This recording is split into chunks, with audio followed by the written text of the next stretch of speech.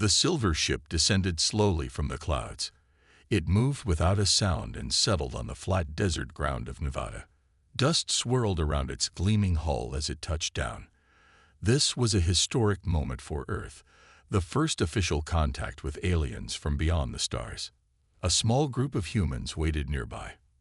They stood in a neat line, dressed in their best clothes. Dr. Samantha Nichols checked her tablet one more time. As Earth's top expert on possible alien life, she had waited her whole career for this day. Next to her stood Major Rick Collins, a tall man with short gray hair and a face that rarely showed emotion. He represented Earth's military interests, though everyone hoped his services wouldn't be needed. "Are you nervous?" Samantha asked, glancing at Rick. He shrugged. "Just another day at the office." A door opened on the side of the ship. A ramp extended to the ground. 3 figures appeared. They walked carefully down the ramp. The aliens looked almost like humans, but their skin had a blue tint. Their eyes were larger, and they had 6 fingers on each hand. They wore flowing robes with strange symbols. "Welcome to Earth," Samantha said, stepping forward with a smile. "I am Dr. Samantha Nichols. This is Major Rick Collins. We are honored to meet you." The tallest alien bowed slightly. "I am Ambassador Zixtar of the Nelvarian people. We come as representatives of the Galactic Council." The alien's voice sounded musical, almost like singing. "These are my assistants, Krelop and Dreltax." Rick nodded. "Welcome to Nevada. We have prepared comfortable rooms for you and your team." The aliens looked around, their large eyes taking in the desert landscape. "Your world is different from ours," Zixtar said. "The air feels heavy." "That's our gravity and atmosphere," Samantha explained. "We hope it's not too uncomfortable." "We have adjusted our bodies as best we could," Dreltax said. This alien was shorter and had markings around its eyes. "Your world has many interesting features." Suddenly, the ground shook. It was a small tremor, barely enough to notice. The coffee in Samantha's cup rippled slightly, but the effect on the aliens was dramatic. Ambassador Zixtar dropped to the ground. Krelop made a high-pitched sound like a whistle. Dreltax grabbed onto the ship's ramp, eyes wide with fear. "What is happening?"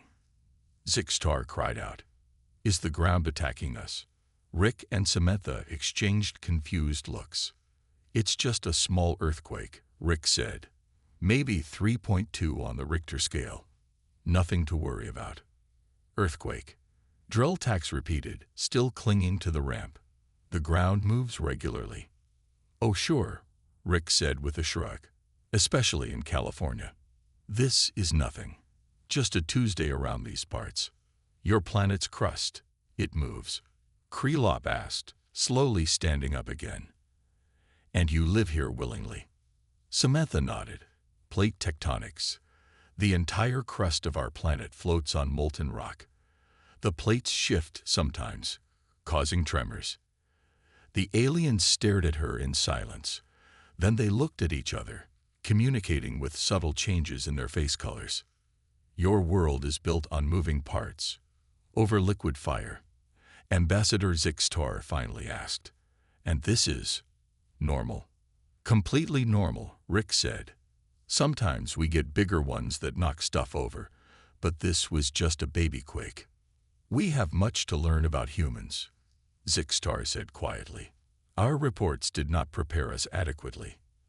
As they walked toward the waiting vehicles, Samantha heard Dreltax whisper to Krelop, "They live on a planet that attacks them from below, and they do not even fear it.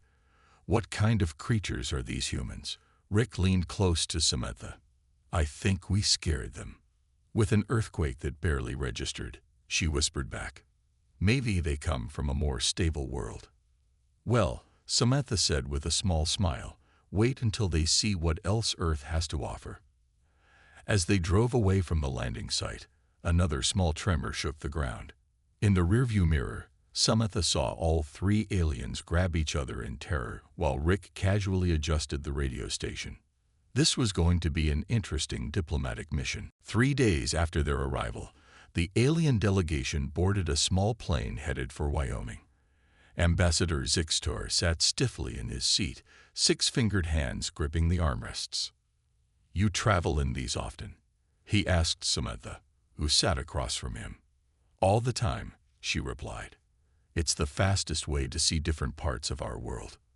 "And they fall from the sky sometimes?" Krelop asked from the row behind them. Major Rick Collins laughed. "Very rarely. Statistically, you're safer in a plane than in a car." This did not seem to comfort the aliens. The plane landed at a small airport near Yellowstone National Park.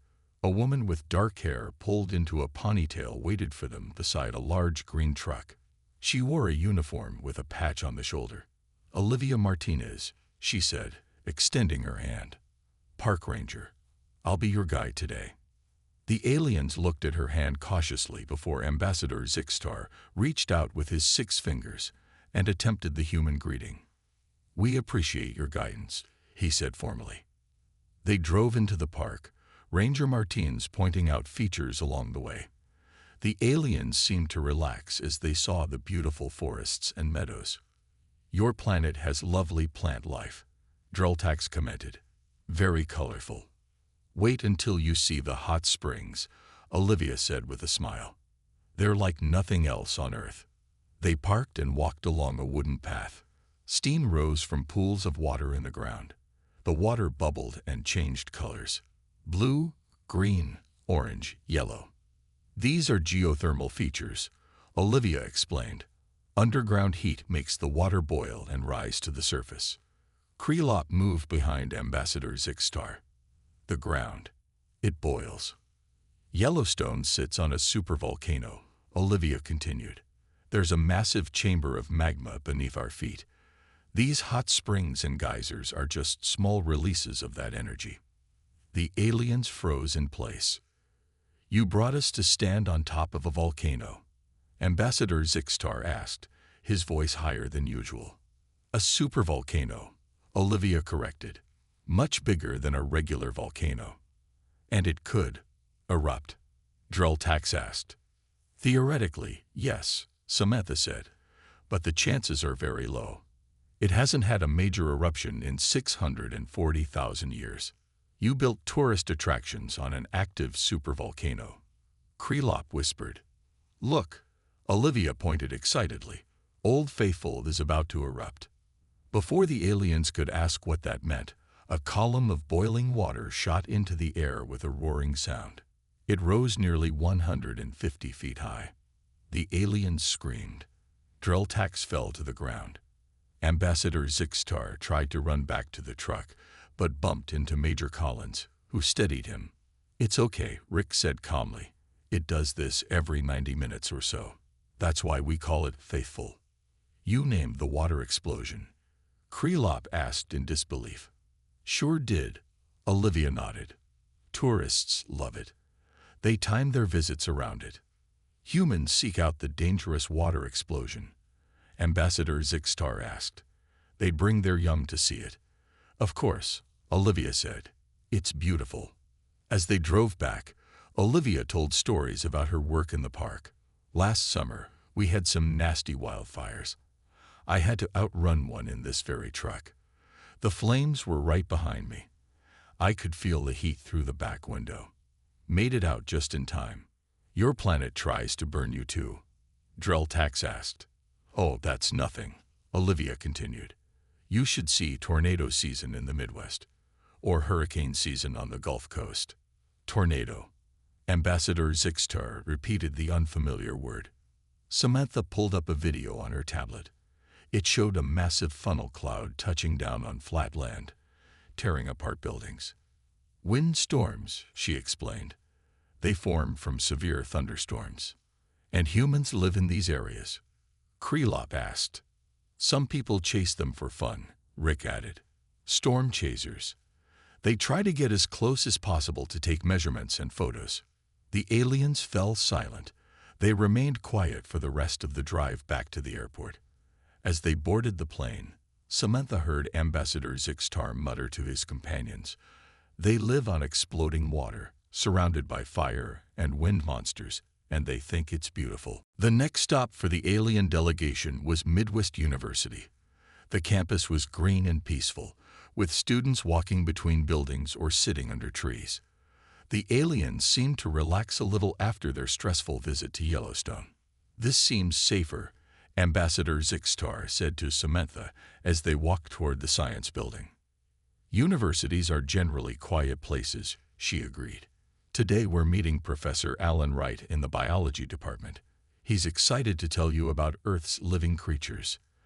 They entered a large room filled with shelves. The shelves held glass containers of all sizes. Inside the containers were animals and plants preserved in clear liquid. Professor Wright was a man with curly gray hair and glasses. He smiled widely when they entered. "Welcome," he said. "I've prepared a wonderful tour of Earth's biodiversity for you." Krelop moved closer to one of the shelves. Inside a jar was a small snake, coiled and still. "What is this creature?" Krelop asked. "That's a coral snake," Professor Wright said proudly. "Beautiful, isn't it? Red touches yellow, kills a fellow. That's how we remember it's venomous.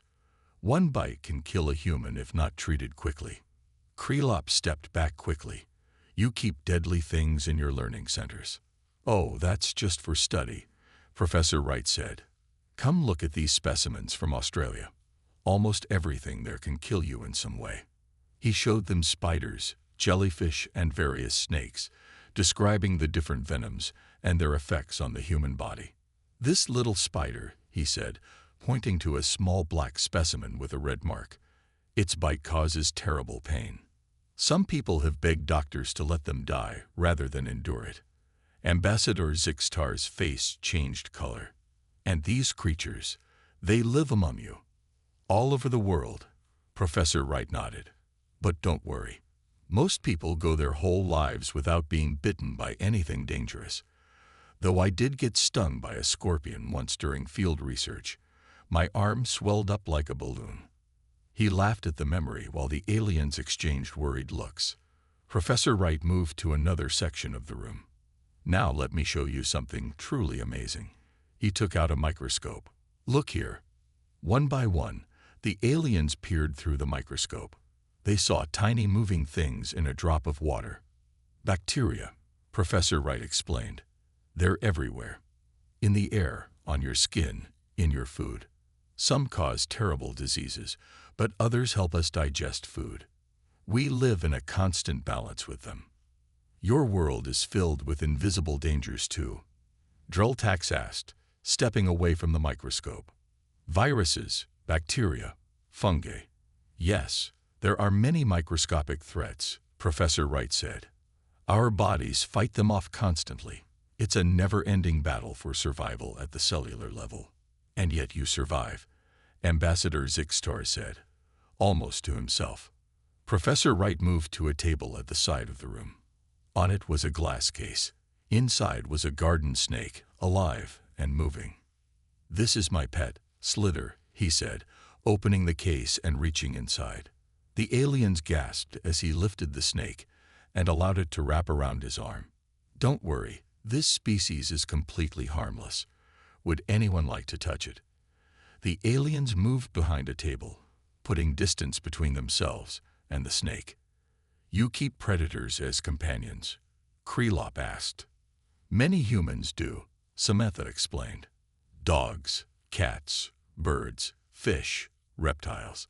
We enjoy the company of other species, even the dangerous ones," Dreltax asked. "Sometimes, especially those," Major Collins said with a smile. "My neighbor has a pet tarantula, big hairy spider, keeps it in his living room." Professor Wright put the snake back in its case. "With all these threats, from microscopic to large predators, how do you humans survive?" Dreltax asked. Professor Wright shrugged. "We've got immune systems in hospitals. Plus, most stuff doesn't want to eat us anyway. We're not very tasty." As they left the biology building, Ambassador Zixtar's communicator made a sound. He checked it and his eyes widened. "The Galactic Council is sending more observers," he told his companions quietly. "They do not believe our reports about the human world. They think we are exaggerating the dangers. Weekend came, and the aliens got a break from official meetings. Joey Peterson, a friendly local man with sandy hair and a constant smile, volunteered to show them how regular folks have fun around here. Joey drove them to the county fairgrounds in his pickup truck. The place was alive with noise, smells, and colors. People walked in all directions. Music played from speakers. The smell of fried food filled the air. "What is this gathering?" Ambassador Zixtar asked, staying close to Samantha and Rick. "It's our county fair," Joey explained. "Folks come from all over to enjoy rides, games, food, and shows. You're gonna love it." They walked past stands selling cotton candy, corn dogs, and funnel cakes. The aliens watched in horror as humans bit into food covered in grease or sugar. "You consume this regularly?" Krelop asked, watching a child eat a bright blue cotton candy. "Just for fun," Joey said. "Special treats, you know. Come on, the monster truck show is about to start." They entered a large area with rows of seats facing a dirt field. Large vehicles with huge wheels waited at one end. "What are those machines?" Drelltax asked. "Monster trucks," Joey said with excitement. "Watch what they can do." The engines roared to life. The noise was so loud that the aliens covered their hearing organs. The trucks raced forward, crushing smaller cars beneath their massive wheels. They flew off ramps, turning in the air before crashing back to the ground. The crowd cheered. "The machines are destroying other machines," Ambassador Zixtar shouted over the noise. "Is this war practice?" "Nah," Joey laughed. "It's just entertainment. Look how happy everyone is." After the monster trucks, Joey led them to another area where people sat on large animals. "This is the rodeo," he explained. "Those folks are trying to stay on the bulls for 8 seconds. They watched as a person opened a gate and a massive bull charged out, bucking and twisting. A human clung to its back, one hand raised in the air. "The creature is trying to kill the human," Krelop gasped. "Nope, just trying to throw him off," Joey said. "It's a contest to see who's stronger. You compete with animals that could trample you to death," Ambassador Zixtar asked. "Sure do. Been riding since I was 12, Joey replied. The bull rider was thrown off, landing hard in the dirt. The crowd groaned. The rider got up, limping slightly, and waved to the crowd with a smile. "He is injured but seems happy," Drelltax observed. "Part of the game," Joey shrugged. "No big deal." Next, Joey took them to the carnival area. Children screamed with delight as they spun in circles, dropped from heights, or flew through the air on various rides. "Your young seem to be in distress," Ambassador Zixtar said with concern.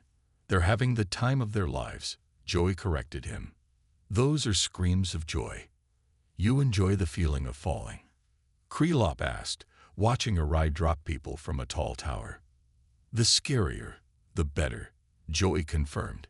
"Hey, you folks want to try some deep-fried Oreos? They're amazing." "Deep-fried," Drelltax repeated. "Yeah, we take food, dip it in batter, and put it in super hot oil.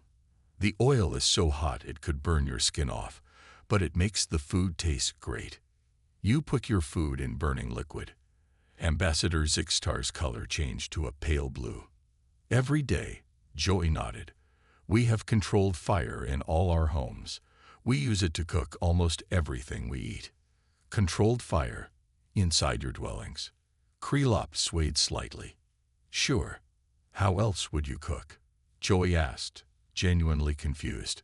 As they passed a tent, a man called out to them. "Step right up. Try your luck. 3 darts for $5. Joey grinned. "Want to try? You just throw sharp objects at those balloons. If you pop them, you win a prize." All 3 aliens stared at him. "You give children sharp objects to throw?" Ambassador Zixtar asked slowly. "It's perfectly safe," Joey insisted. As they walked back to the truck, Joey told them about his hobby of skydiving. You jump out of flying machines? Drelltax asked in disbelief. With a parachute, Joey said. Usually. When they returned to their quarters, the aliens held an emergency meeting. I think they might be insane, Krelop whispered. As a species. On Monday morning, the alien delegation arrived at a military base outside of town. High fences surrounded the area. Soldiers in uniform stood at various points, watching carefully. Captain Lisa Franklin met them at the gate.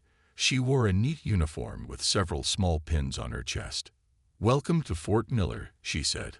I'll be showing you some basic military equipment today. Nothing classified, of course. She led them into a large building. Inside were several military vehicles. Soldiers worked on the machines, checking parts, and cleaning them.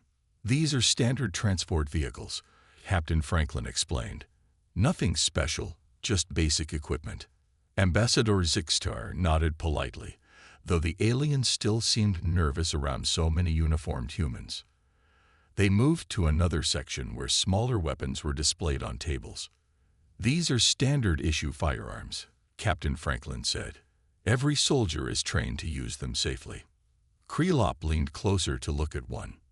These are weapons. Yes, though these models are quite old, Captain Franklin said. Technology moves quickly in weapons development. How do they work? Drelltax asked. They use controlled explosions to fire projectiles at high speed, she explained. The aliens stepped back quickly. You carry explosions in your hands? Ambassador Zixtar asked. That's one way to put it, Captain Franklin nodded. But they're very safe when handled properly. She led them into a room with maps and diagrams on the walls. A model of a submarine sat on a table. This is a replica of one of our older submarines, she explained. We have entire fleets that operate under the ocean. Your people live under the water? Krelop asked. For months at a time, Captain Franklin confirmed. Some of our submarines are powered by nuclear reactors. The aliens grew very still. Nuclear.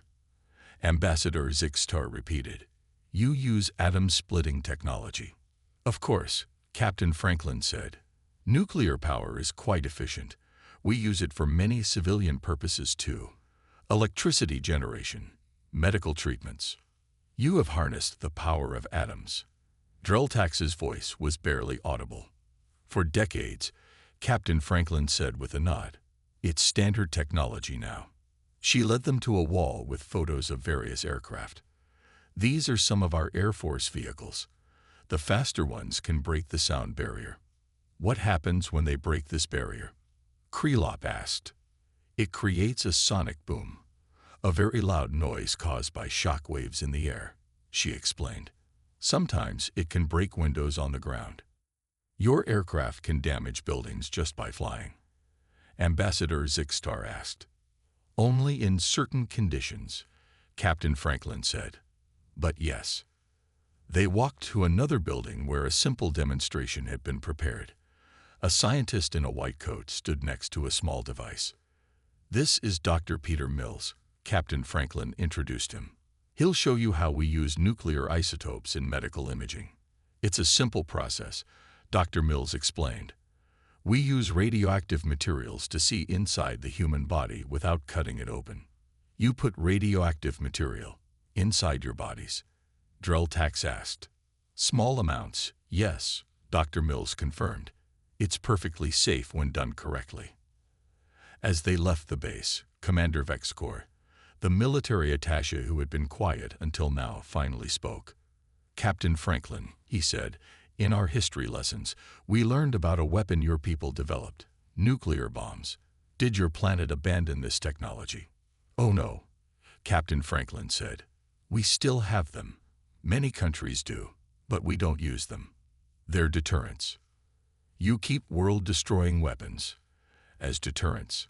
Commander Vexcor asked. Sure. Children learn about them in history class, she added. The bombing of Hiroshima and Nagasaki ended our Second World War. You teach your young about such weapons? Ambassador Zixtar asked. Of course. It's important history, Captain Franklin said. But don't worry. This is just the basic stuff we've had for decades. Nothing cutting edge. That evening, the alien delegation sent an urgent message to the Galactic Council. The message was simple. Humans have mastered nuclear technology, live with it casually, and consider world-destroying weapons to be basic stuff, requesting immediate consultation on whether to continue diplomatic relations. After 2 weeks on Earth, the alien delegation requested a special meeting. They wanted to understand humans on a deeper level. Dr. Samantha Nichols arranged a panel discussion at the town hall. She invited 3 humans to speak with the aliens. Henry Mason was a philosopher who taught at the local university. Diane Williams was a historian who specialized in human survival through disasters. Frank Johnson was a construction worker who represented the average person. The aliens sat on one side of a long table. The humans sat on the other side. Major Rick Collins and Dr. Nichols stood nearby, watching with interest. "Thank you for meeting with us," Ambassador Zixtor began. "We have seen much of your world, and we are confused. We have one main question. How do humans cope with living on a death world filled with constant threats?" Frank Johnson laughed. "A death world? Earth? It's not that bad. Your planet has earthquakes, volcanoes, hurricanes, tornadoes, floods, and fires," Krelop said. "Well, yeah," Frank shrugged. "But they don't happen all at once, and not everywhere." "You have countless venomous and poisonous species," Dreltax added. "Most of them try to avoid humans," Frank said. "I've lived 43 years and never been bitten by anything dangerous." Ambassador Zixtar leaned forward. "But how do you live with the knowledge that your world could kill you at any moment?" Frank looked confused. "I don't really think about it much. Nobody does. We just live our lives." Diane Williams, the historian, spoke next. "Throughout human history, we've faced countless disasters. Each one pushed us to adapt and improve. The Black Death led to better medical practices. Famines led to better farming techniques. Wars led to periods of peace and cooperation." "You mean the dangers made you stronger?" Krelop asked. "In a way, yes," Diane nodded. "Human history is the story of overcoming challenges. When the environment pushes us, we push back." Henry Mason adjusted his glasses. "From a philosophical perspective, humans have what we call adaptability. We don't expect the world to be safe. We expect ourselves to handle whatever comes our way." "But the constant danger," Ambassador Zixtor began. "Is normal to us," Henry said. "We evolved on this planet. These dangers shaped us. They're part of our existence." "You do not fear death?" Dreltax asked. Frank laughed again. "Of course we fear death. But we don't let that fear control us. What's the point of being alive if you're too scared to live?" "I have a question," Diane said. "What is your world like? Do you have natural disasters?" The aliens looked at each other. "Our home planet is very stable," Ambassador Zixtar said. "No tectonic movement. Controlled weather patterns. No predatory species. Our technology maintains perfect balance." "Sounds boring," Frank said with a smile. "Boring." Krelop seemed shocked. "It is safe." "Maybe humans need some danger," Henry suggested. "It gives us purpose, something to overcome, something to triumph against." Ambassador Zixtar was quiet for a moment. "I begin to understand. What makes humans terrifying is also what makes you unique in the galaxy. You evolved on a world that should have killed you, but instead you conquered it." "I wouldn't say conquered," Diane corrected. "We've learned to live with it. Sometimes it still wins. Yet you continue," Ambassador Zixtar said softly. "You rebuild. You try again." "What else would we do?" Frank asked. As they left the meeting, Ambassador Zixtar spoke quietly to Samantha. "I think I understand humans better now. Your strength comes from your struggles." "I never thought about it that way," Samantha admitted. "We just call it Tuesday." That night, as the aliens prepared their final report to the Galactic Council, Ambassador Zixtar made a bold recommendation. Despite the dangers they represent, humans may be valuable allies precisely because they have evolved to thrive in conditions that would destroy most species.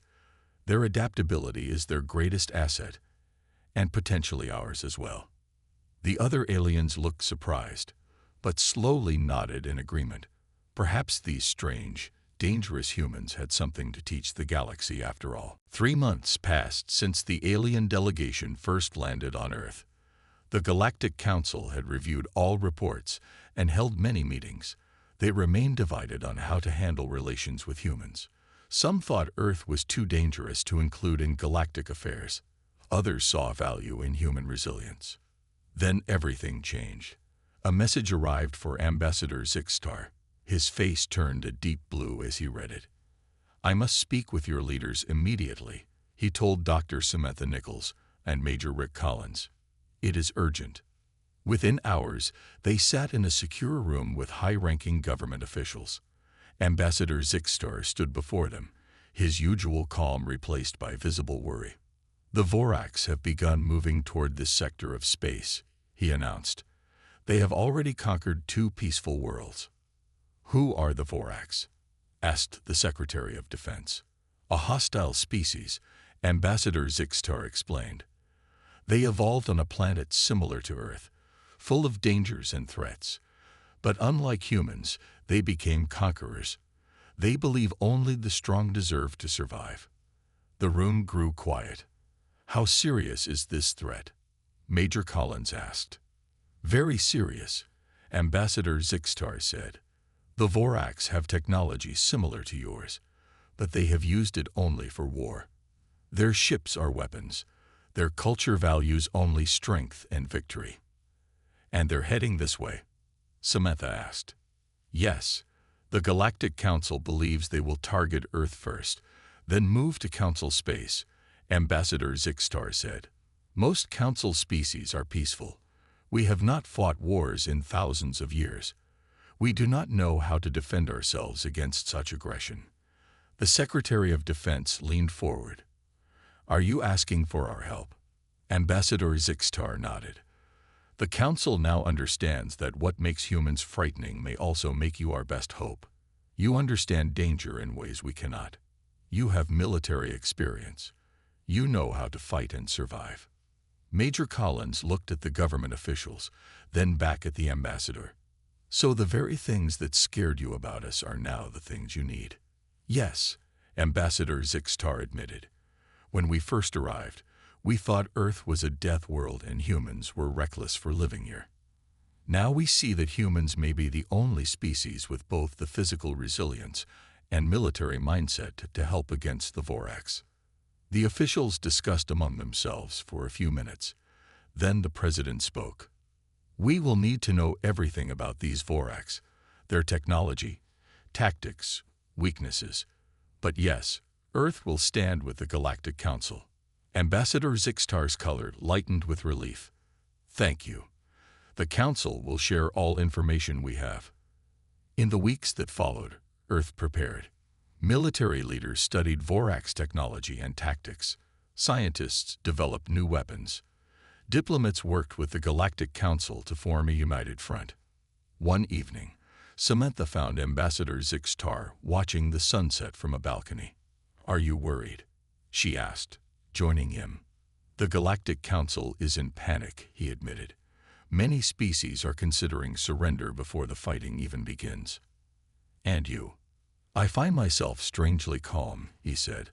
"I have spent enough time on Earth to understand something important about humans. You do not panic in the face of danger. You face it." Major Collins joined them, carrying a tablet with the latest defense plans. "The Vorax fleet has been spotted at the edge of your solar system," Ambassador Zixtar told him. "They will reach Earth in 3 days. The Council is holding emergency meetings around the clock." Collins glanced at the information, then nodded. "These plans look good. We'll be ready."